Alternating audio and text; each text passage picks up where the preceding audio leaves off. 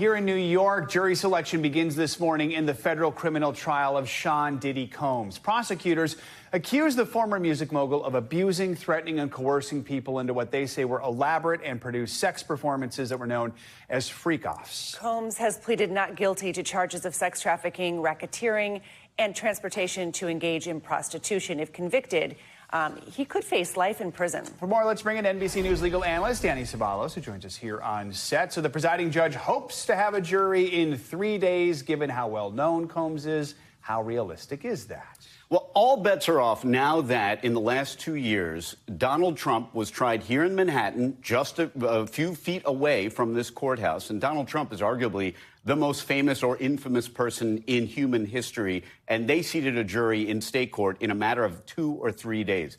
Judge Subramanian can probably seat a jury in this case in 3-4 days. I don't think any more than a week. It moves much faster in federal court than it does in state court.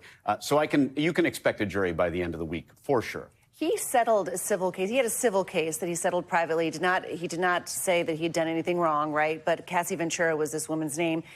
Any details of that case, can that be brought into this case as a showing of pattern of behavior? Does it have any kind of impact on what's going to happen in this particular case? The Cassie Venturas civil case was the sine qua non. It was the genesis of this criminal case.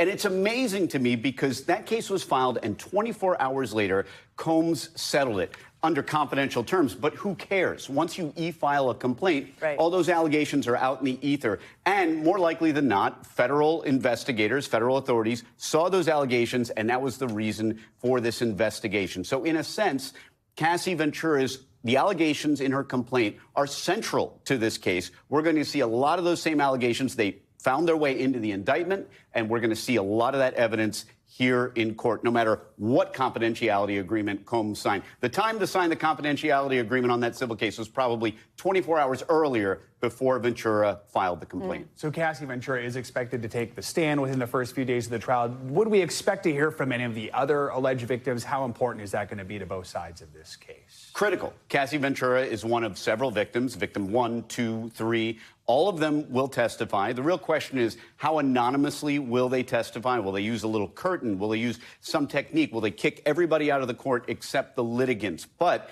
absolutely, in addition to Cassie Ventura, there will be others who will testify. I know it's only because I believe Cassie Ventura wanted to be identified or didn't mind being identified. Otherwise, she'd have a name like victim 1, victim 5, something like that. But the victims are key. The victims are key to the sex trafficking allegations. They're key to the Mann Act allegations, which is transportation across state lines for purposes of prostitution. They're key to everything. Yes, there will be other witnesses, but the victims will drive the case. All right, 8 to 10 weeks, yeah? 8 to 10 weeks. Yeah, I'd say, we always budget over, so maybe closer to 7 to 8, but you never want to be the lawyer that budget's too short. Right.